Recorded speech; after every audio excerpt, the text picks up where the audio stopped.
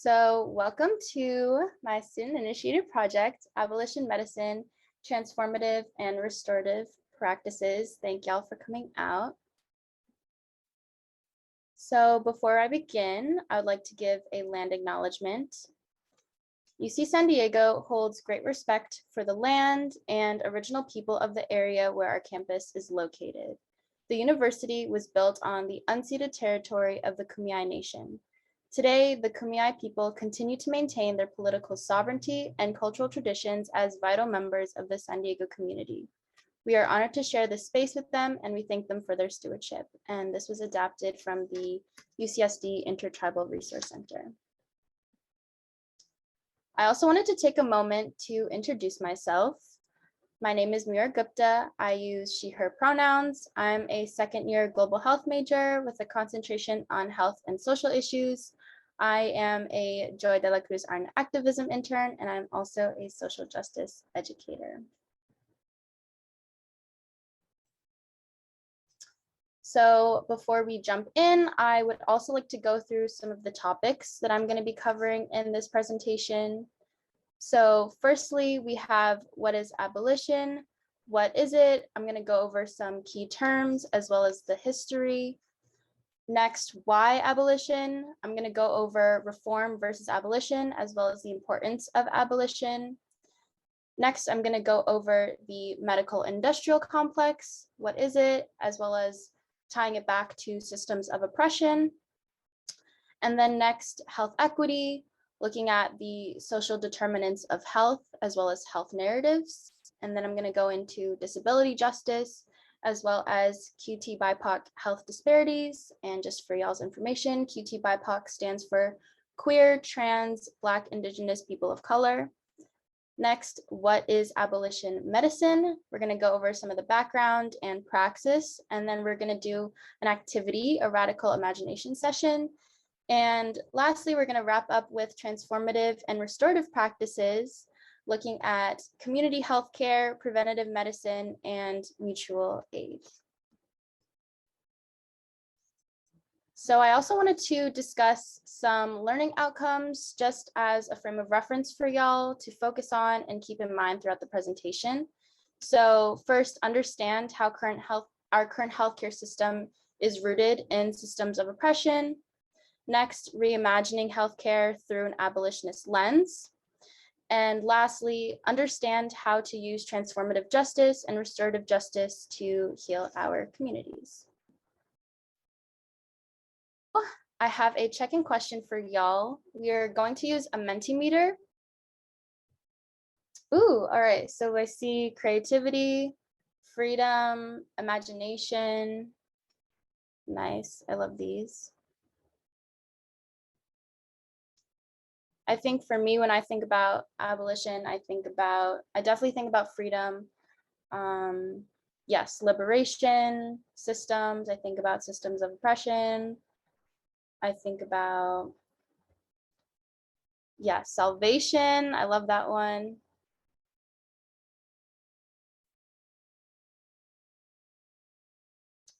Anything else? The people, definitely.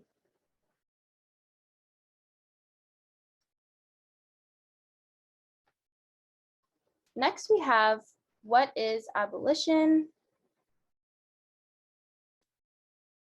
So first, abolition is the act of dismantling a system, practice, or institution.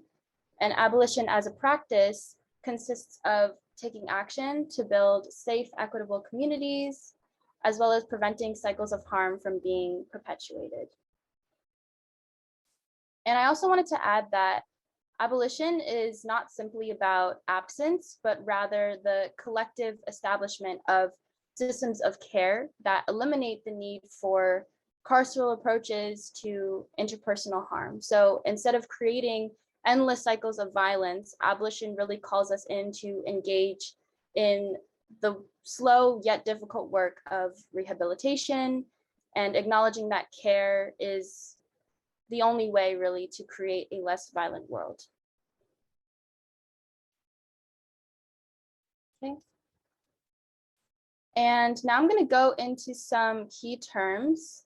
So we have intersectionality, according to writer, educator, and activist Kimberly Crenshaw, is the complex, cumulative way in which the effects of multiple forms of discrimination, such as racism, sexism, classism, combine, overlap, or intersect, especially in the experiences of marginalized individuals or groups.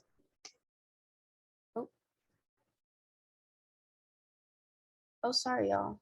Anti-capitalism, which is a political ideology and movement encompassing a variety of attitudes and ideas that oppose capitalism, which in essence means not valuing land over profit, or not valuing land and profit over people and our natural environment. Next, we have key terms of the social determinants of health, which are factors pertaining to one's social identity. So this could be race, gender, socioeconomic status, education, which can then determine one's health outcomes. And then we have health equity, which is the ability to achieve the opportunity to attain one's full health potential, and no one is disadvantaged from achieving this potential because of social position or other socially determined circumstances, such as one's social determinants of health. And it's essentially the ability to thrive in one's community. And I really like this visual on the under it, showing how the difference between equality and equity, and how equality is really the equal distribution of the same thing, but equity really takes into account where people are at and then accommodates for that. So next we have the medical industrial complex, which is essentially a complex system of networks that supplies healthcare services and medicine for profit. And this can be comprised of healthcare workers, hospitals, big pharma companies, insurance companies, etc. And we have this little cartoon at the bottom differentiating between a more socialized healthcare system and versus the American style, looking at profits over people versus the other way around. And then we have transformative justice, which, according to writer, educator, and community activist Mia Mingus, transformative justice is a political framework and approach for responding to violence, harm, and abuse. And at its most basic, it seeks to respond to violence without creating more violence and are engaging in harm reduction to lessen that violence. So here we have a really great graphic that sort of differentiates between consequence versus punishment.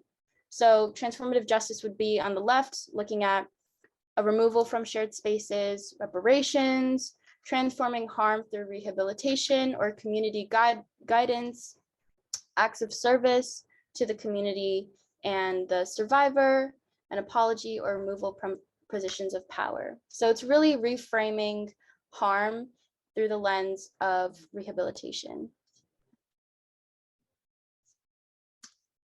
Next, we have restorative justice, which is, unlike transformative justice, it's a method of harm response that processes are sometimes offered as an alternative or to punitive or carceral responses, such as the criminal justice system.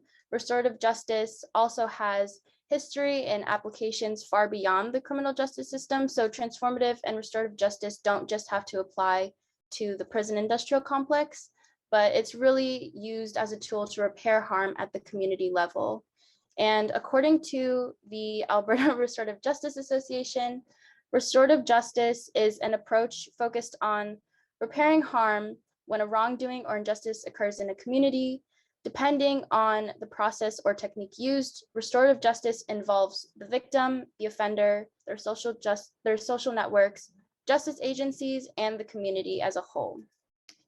And this image below, taken from the University of San Diego Center for Restorative Justice, really looks at, again, the differences between a punitive response versus a restorative response. So for example, emphasizing the harm and determining needs of a person rather than focusing on rules and determining guilt, looking at opportunity to make amends instead of imposing sanctions, as well as seeking to rebuild trust and social support rather than prioritizing separation and exclusion.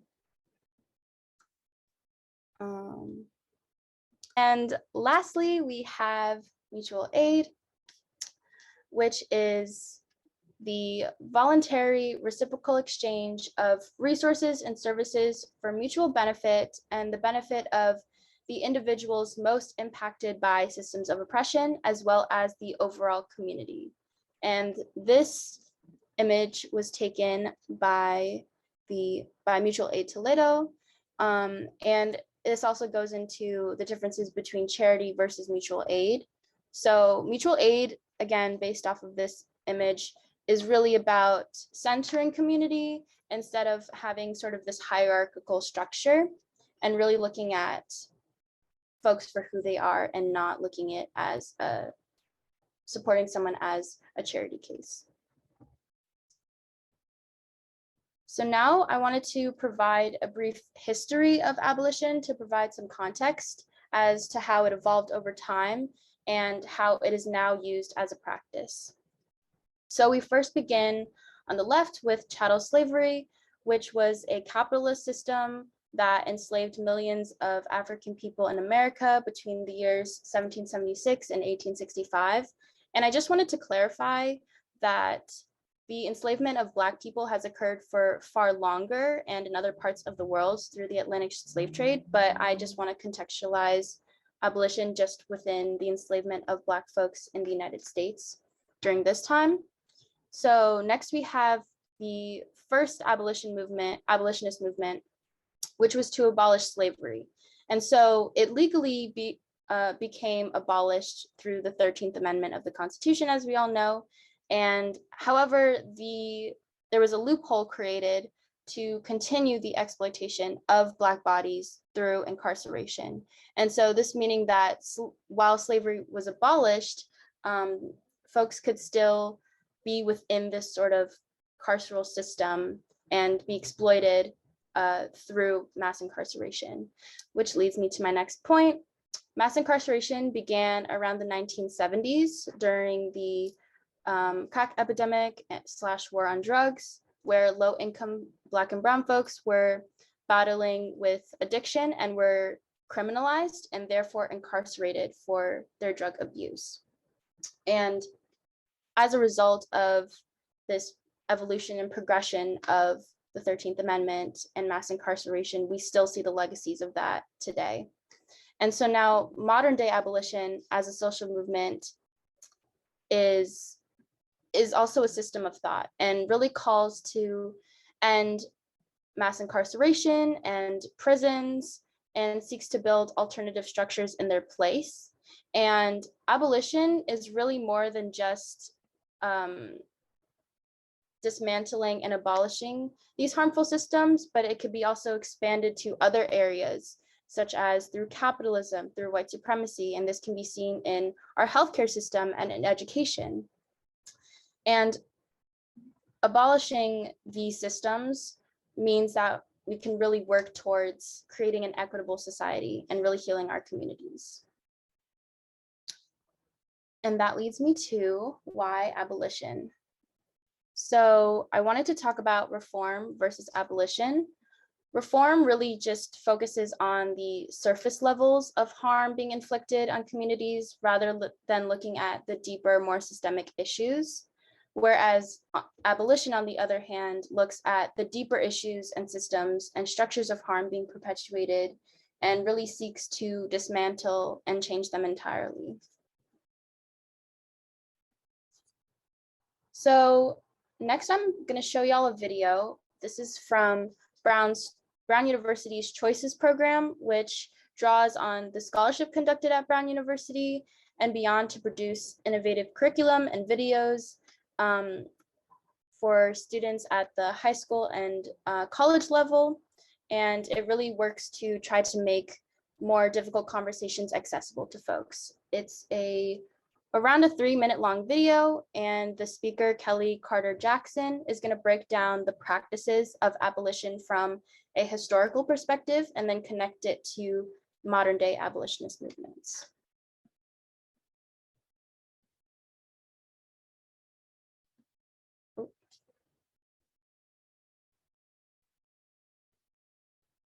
It's so important for students to understand the abolitionist movement because the efforts, the strategies, and the ideologies that the abolitionists practice have set a really good model for how we understand social activism today.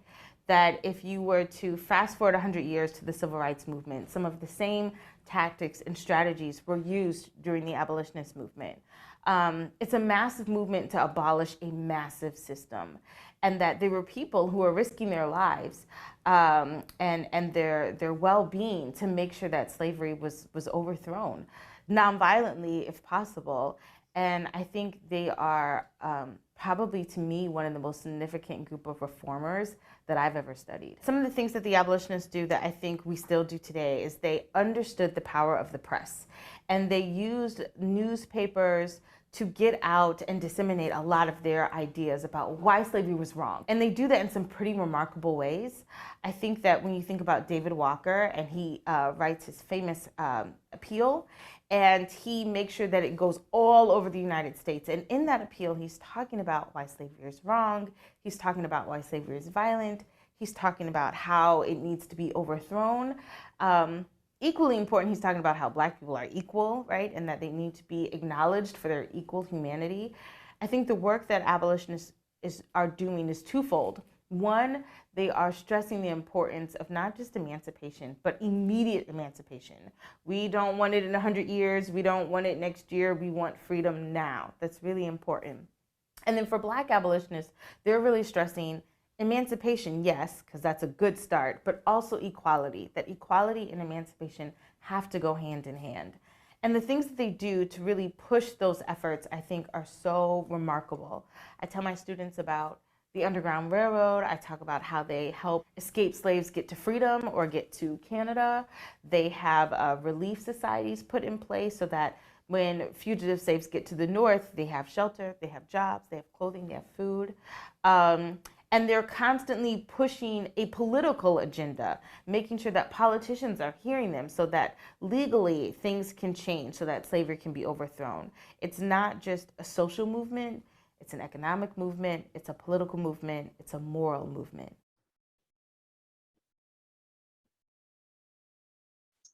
All right.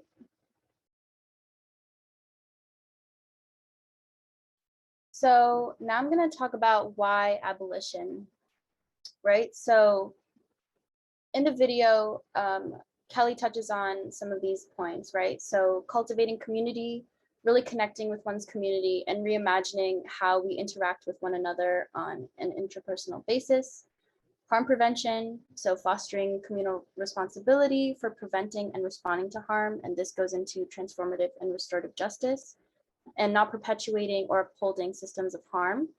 And then taking accountability, learning how to take accountability, and centering the voices of those who are most impacted by systems of oppression.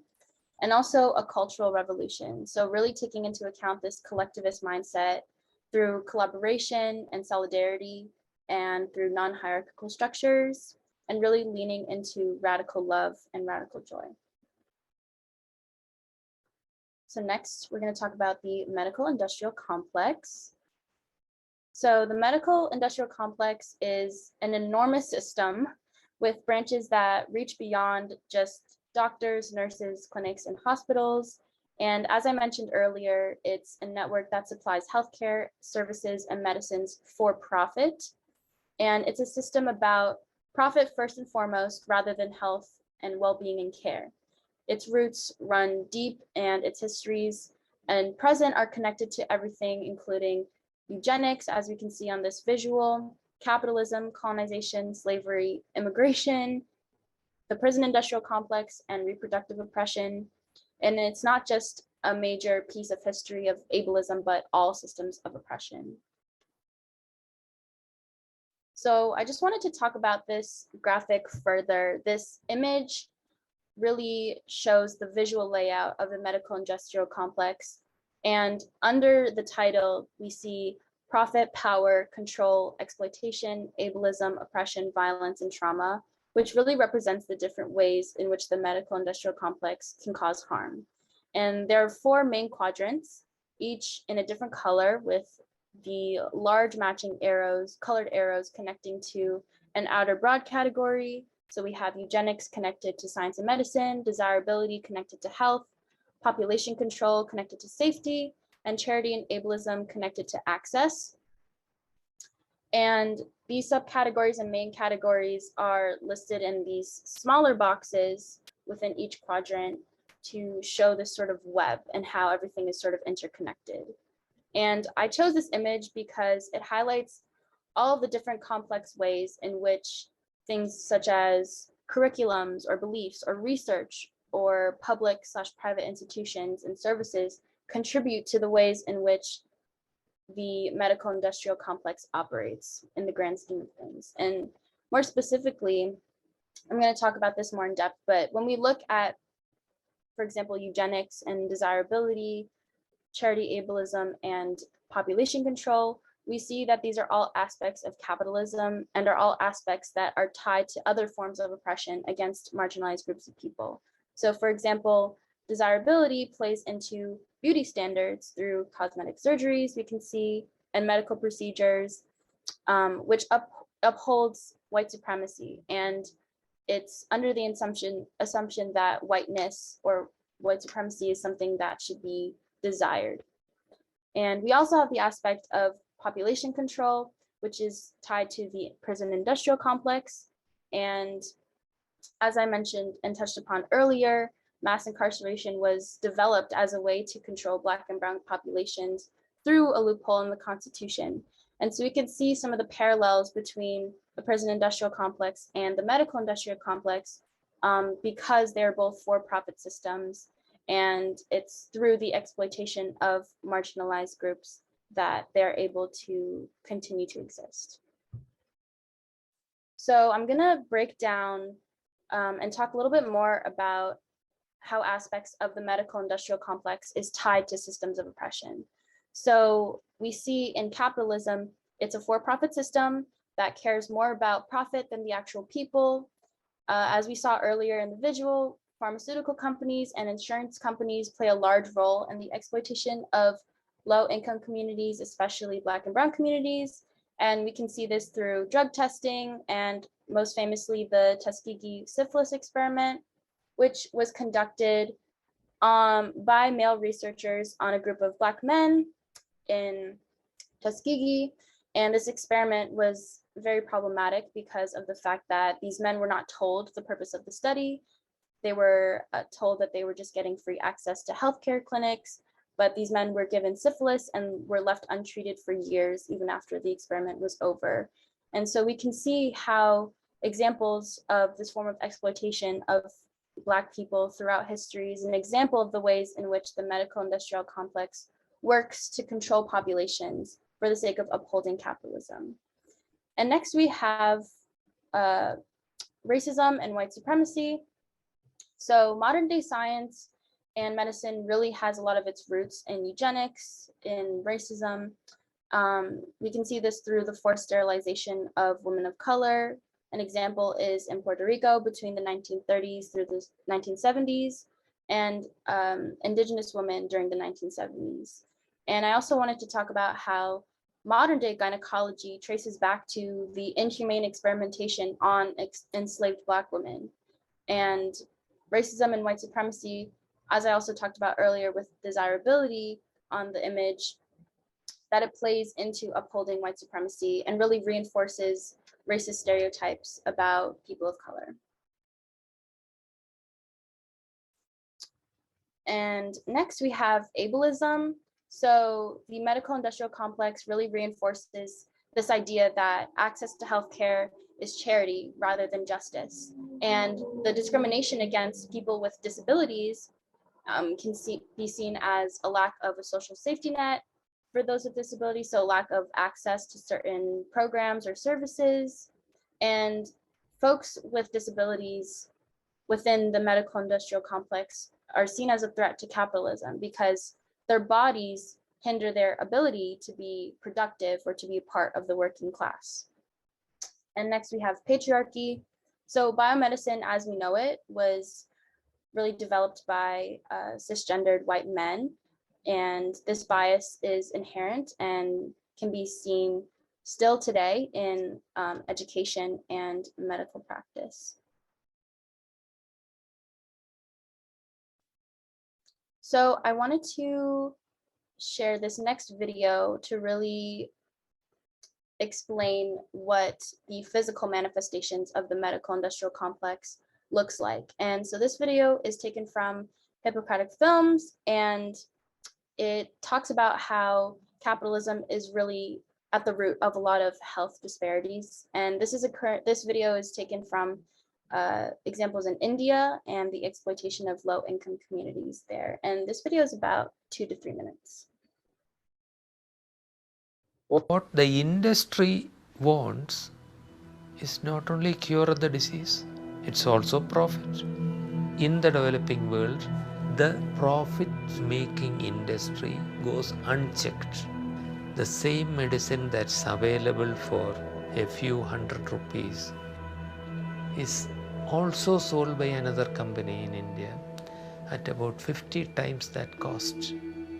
And the doctors would prescribe the more expensive formulation. That kind of practice, which destroys families totally, is going on unchecked. We have to remember this, that even if we cannot solve it, we can at least try to avoid it. We can certainly try to avoid the infliction of needless treatment and needless investigations to patients. How can we justify a medical system which is today in India 80% in the private sector, which is not controlled by any national authority, which is free to do as it wants without standard operating procedures, without any monitoring system? Will we, as a cultured society, continue to refuse to see that kind of suffering? Will we allow the greed of some nameless, faceless entities just to keep on destroying people in the developing world?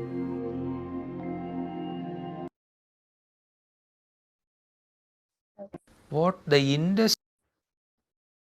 So next, we're going to talk about health equity. First, I wanted to talk about the social determinants of health, which this image was taken by the Kaiser Family Foundation. So the social determinants of health is, as I mentioned earlier, is comprised of the social identities that one has and the lived experiences that one has, such as economic stability, neighborhood and physical environment, education, food, community, safety and social context, as well as the healthcare system that determines health outcomes. So we can see this in the breakdown of employment, income, expenses, debt, housing, transportation, parks, playgrounds, literacy, language, early childhood education, food security and food access, so, as well as social integration and community engagement, and then health coverage and health access. And I wanted to talk about this because it really ties back into the medical industrial complex and what I'm going to talk about later with abolition medicine, in that the social determinants of health are really important to consider as we use an abolitionist lens on healthcare, because it really provides us with a broader picture and a more holistic view on people. And with that, I wanted to also discuss with the social determinants of health, it's also important to consider narratives. So this is, in this case, this is health narratives. And it's important to consider these narratives as it tells a story and really humanizes people within the scope of healthcare. So healthcare narratives can be seen through these social determinants of health. And it allows folks to communicate their lived experiences and explain one's social determinants of health to provide context to their doctor, as well as in general, with an abolitionist lens, allows us to broaden our awareness and to be more compassionate and empathetic to others. And so within the scope of health equity, I wanted to address QT BIPOC health disparities. And again, QT BIPOC means queer, trans, Black, Indigenous people of color. So all of the social determinants that I briefly mentioned are inherently intersectional. And as I mentioned earlier with intersectionality, it's the overlap or the simultaneous combination of different social identities which are tied to systems of oppression. And so I wanted to cover just some specific aspects that impact QT BIPOC. So with race, there's difficulty accessing quality healthcare because of socioeconomic status or medical racism and bias. And as I mentioned earlier with the Tuskegee syphilis experiment, there's a lack of trust within communities of color. And this lack of trust can prolong and even make health issues more severe. And when it comes to race, more specifically with Black, Indigenous, and certain Asian immigrant populations, there's a more difficulty in accessing healthcare because of systemic racism, because of this lack of trust. And so we can see a lot of the legacies of racism, of the enslavement of folks today. Next, we have gender and sexual orientation. So QT BIPOC experience gender/sexual orientation differently than non-QT BIPOC folks because of intersectionality, like I mentioned. And it is through discrimination and a lack of access in certain states or communities due to bias and prejudice that queer and trans folks of color especially are at a disadvantage, and it creates more health disparities within their community. And lastly, disability. So with the medical industrial complex, I talked about how it doesn't really view folks with disabilities as just like everybody else. It really devalues them, and their lack of ability, again, hinders their ability to be productive and to be part of the working class. So it looks at folks with disabilities as people needing to be fixed. And this then creates more social barriers that I'm going to talk about in a second.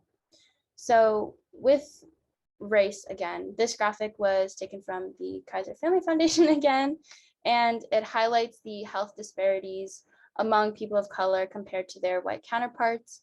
And it breaks down by racial category. And we can see that based off this data in terms of how each group measures with their health status, that Black, Indigenous, people of color, BIPOC are seen at a disadvantage. And I also wanted to mention that within the Asian racial group, there can be some discrepancies within the data because it may not fully reflect the low income immigrants or the refugees or underrepresented Asian populations in this data set. And with gender and sexual orientation, as I mentioned with access and discrimination, this visual taken also by Kaiser was a survey that looked at LGBT adults and asking about their experiences with their healthcare providers. And so as we can see with each of these different categorical breakdowns, the healthcare provider really didn't believe LGBT adults, talking about their experiences, talking about their health narratives. They're also seen to assume something without asking, and also dismissing concerns within these groups. So already within the medical industrial complex, within healthcare, there's still discrimination against the trans and queer community, with the LGBT community, and this affects their health outcomes and increases health disparities. And the last one with disability, as I mentioned earlier, with disability in healthcare, this issue of access, right? So access to healthcare within this community, we've shown in this graphic that 1 in 3 adults have a disability, but do not have a usual healthcare provider, as well as 1 in 3 adults with disabilities have an unmet healthcare need because of the cost in the past year, and 1 in 4 adults with disabilities did not have a routine checkup in the past year. So because of the barriers from a lack of access to programs and resources and social safety nets, there is a health disparity through the socioeconomic status of folks with disabilities, and doesn't allow them to get the same type of quality healthcare that they deserve. And with that, I'm going to show y'all another video. And this is from the Barnard Center for Research on Women. It's a 4-minute long video talking about disability justice and how that is interconnected with transformative justice, which is something that we're going to discuss more in depth later in the presentation. And with this video, as you watch, pay attention to some of the connections that they make, and I'm going to be asking a check-in question after. So disability justice is a term that was coined by Patty Byrne and the Disability Justice Collective, which was this amazing crew of disabled, badass, mostly queer and trans people of color. Disability justice is really looking at creating a world where every body, every mind, regardless of how it's shaped or moves or functions in the world, has a place and understands that disabled folks have a lot to offer to our communities. And in the same vein, it's grounded in the agency and self-determination of a person who identifies, like I identify as neurodivergent, that my agency and self-determination is prioritized over, things like the medical industrial complex or saying that there's something wrong with me. Transformative justice is also about agency and self-determination, and people have understanding that we are all empowered to change our lives and to change behaviors and to transform the culture that we live in. Disability justice is also trying to transform the culture that we live in to be, bigger and allow for more agency and self-determination from more of us. So that intersection is a super sweet spot because, we're all fighting for that same thing, which is that we get to exist in the world without fear of harm just because of who we are or how we move through the world. As someone with who's neurodivergent and with disabilities, a lot of how I entered into this work was through my own lived experience of trying to, be accountable to my community and be able to show up for my community as someone who, very frequently has to take moves back because of how my mind and my body function. But also for care to become a collective thing. Disabled folks, we've never been able to rely on a lot of the systems that are in place, or those systems have been incredibly harmful to us. More than 50% of people who are murdered by the police are people with neurodivergence or who are neuroatypical or have cognitive disabilities, So for disabled community, this is also about us staying alive. I think everyone should have a safety team. Everyone should have a community that loves them enough and unconditionally. Having a safety team has enabled me to be outside, to be a part of my community, and it also is a preventative tool. My friends know how to support me and take care of me so that I don't end up outside while I'm dissociated or episodic, which means I have less interactions with police officers, which means I have a lesser chance of ending up back inside or really harmed by the state or the system. So when I think about transformative justice and community accountability, and again, that intersection, is this is really about going back to what we know is true, that our relationships are the most valuable resource that we have in maintaining our agency and self-determination, in getting the love and care and support we need to survive, and in shifting our culture kind of from the inside out. From a disability perspective, so many of us who are disabled live in a lot of isolation because of ableism. So, and I mean, that can happen for people who aren't disabled too. I think that's true for a lot of survivors and a lot of people that they're like, what community? So I guess I also want to give a shout out because I think, like community is a word and community accountability, right? And I think often there is still this focus we have on like, oh my God, this great network of community is going to be there and it's so wonderful. And a lot of us actually have a much more mixed experience, or we're like, actually, we're loners, we're hermits, there's a lot of stuff that we don't actually have support around, or we're actually kind of isolated. And I guess I kind of want to give a shout out to like people who might be watching this video who are living alone in their apartments or their lives, who are still building lives that have safety, peace, justice, and healing, and to say that that's real too. Alrighty. So we have a check-in question. So what did you take away from the video, or are there any reactions that you had from the video? And y'all can put your responses in the chat and make sure to set the chat to everyone so we can all see. And I'll give this about, after watching the video, it really showed me the ways in which folks with disabilities really are affected by both the medical industrial complex and the prison industrial complex, and how community plays a big role in maintaining safety and maintaining one's ability to thrive in their own space and their own community. Oh, I see something in the chat. Yeah. Someone said, I agree that everyone needs a space in the world to develop and grow without fear.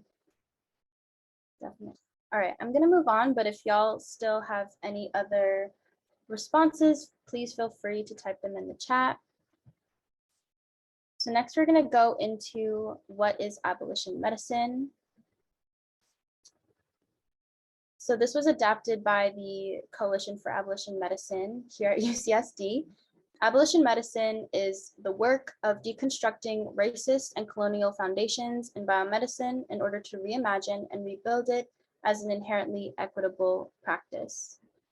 And as we see on the left, this graphic shows first being committed to deconstructing racist and colonial healthcare models and the medical industrial complex, and focusing on centering the intersectional experiences of BIPOC and Q2 BIPOC and marginalized communities, centering abolition in education, training, clinical activities, and research, re-envisioning the role of health providers from agents of the state to folks who reintegrate and rebuild on actionable terms, and dismantling systems of oppression.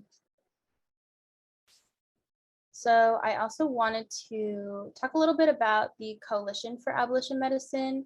Is actually a student-run activist organization created by trans and queer people of color, students of color at UCSD.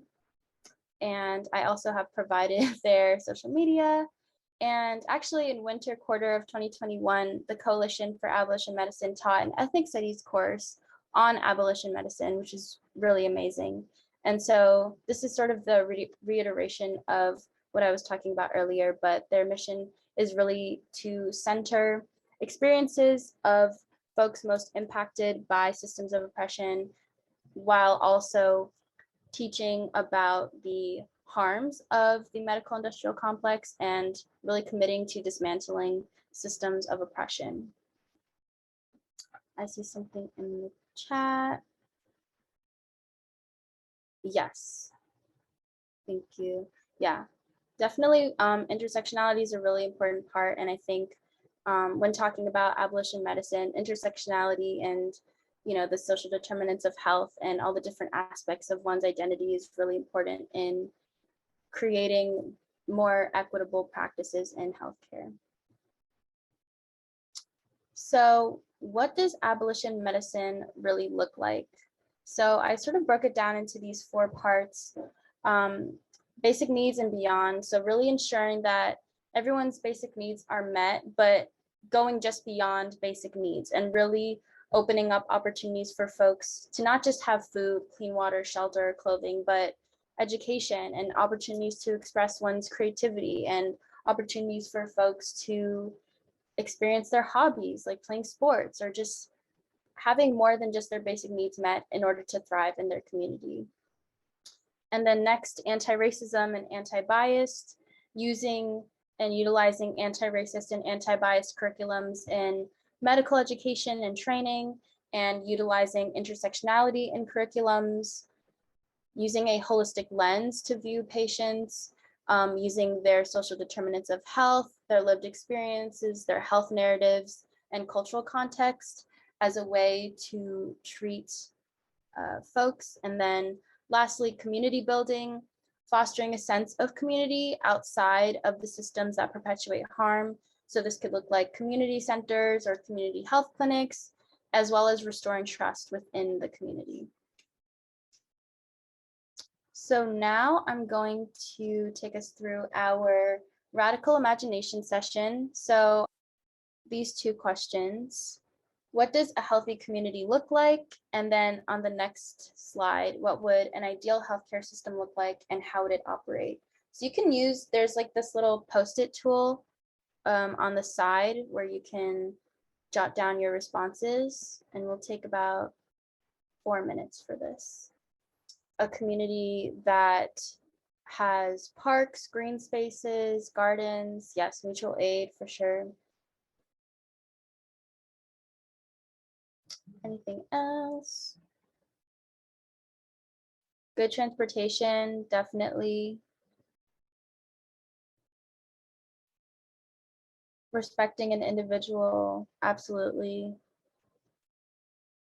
I think health also just goes beyond not just about being sick or treating folks that are sick, but looking at their overall well-being. Healthy and affordable food, definitely. Sufficient funding, for sure. Safe, I love that. All right. And for the next one, what would an ideal healthcare system look like and how would it operate? So if you could imagine what, you know, out of your most wildest dreams, what an ideal healthcare system would look like, what would it be like? Would it be, I think for me, definitely something that I wish would be more prevalent is a well-funded and well-resourced like community center or clinics that have both like aspects of mutual aid and where folks can get their basic needs met, but can also get, you know, free services. Yeah, universal health care, affordable and non-discriminatory, access to all languages and translators. That's definitely a big part about it. I think access also looks like language access. Yes, easy to understand.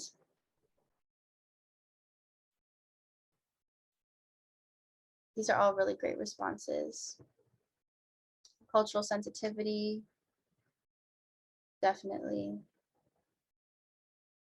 All right, I'm going to move on, but thank y'all so much for that. Now we're going to talk about transformative and restorative justice. So transformative and restorative justice are tools that can be used by anyone and everyone. So when it comes to abolition medicine, we think beyond just healthcare in terms of sickness, like I mentioned earlier, but in terms of overall well-being and finding ways for folks to be able to thrive in their communities, right? So we can practice transformative and restorative justice through sustainability, through implementing practices that can be sustainable and can be utilized for a very long time, such as implementing anti-bias education at the pre-K through 12th grade levels, and medical education and medical training and practice, accountability, stopping immediate abuse, making a commitment to not engage in future abuse, as well as offering reparations for past abuse. And this can just be harm in general. I think that that also leads us to our next point of radical love, really looking at folks through the lens of compassion and empathy, and as ways that we can combat and break the cycles of harm. And lastly, self-care, taking care of yourself by being in nature, being around people that you love, journaling, taking care of your body, your mind, your spirit. And next, I'm going to discuss community-based healthcare. And I wanted to include this because I feel like it's an extension of transformative and restorative justice in abolition medicine, because it's centering the narratives of the community to be treated and cared for by the community, right? So community-based healthcare are the types of person-centered care delivered in the home and within the community. And it addresses the needs of people also with functional limitations. So this is like assisting with doctor's visits or everyday activities like getting dressed or bathing. And an example of this is an in-home caretaker program. In California, you could hire a family member to take care of you, which I think is really great. Also, some other examples of community-based healthcare look like mobile health clinics, community physicians that do at-home visits, COVID-19 vaccine clinics. I'm sure we've all seen the different vans or a makeshift clinic at a school or a community center or a church.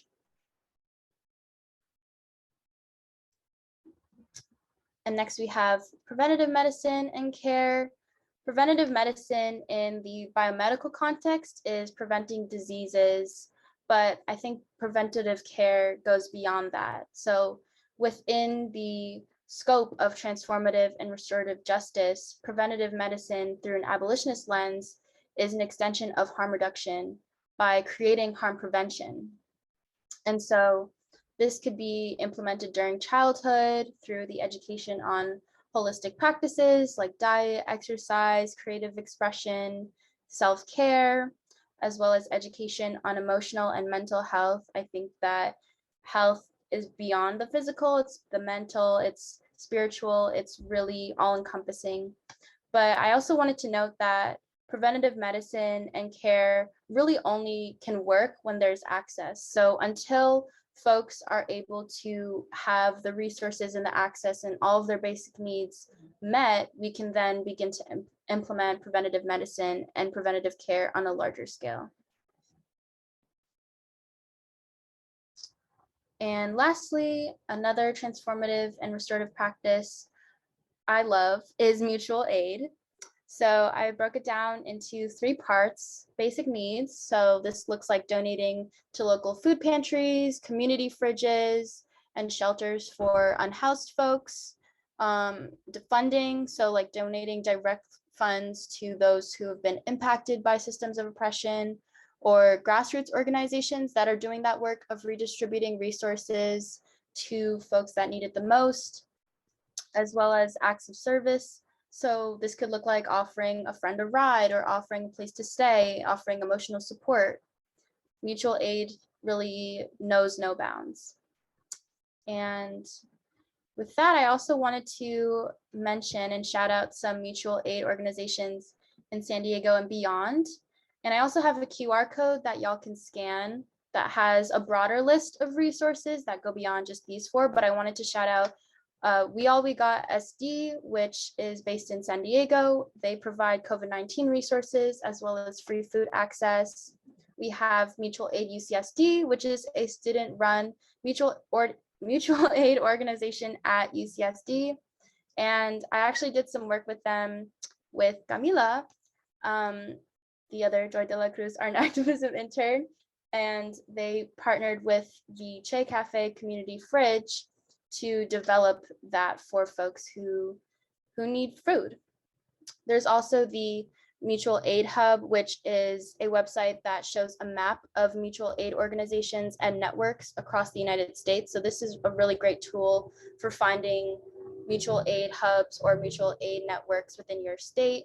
And then Mutual Aid NYC, which is a mutual aid network in New York City with resources for basic needs, as well as COVID-19 resources.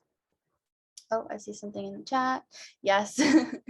And with that, I wanted to close out on this quote here by Adrienne Marie Brown. Our radical imagination is a tool for decolonization, for reclaiming our right to shape our lived reality. And I think that really speaks to what I've been talking about for this hour. And I think just in life in general, really using our imagination to rethink the way that we view our world is really important in creating movements and developing movements to create more equitable societies and an equitable world.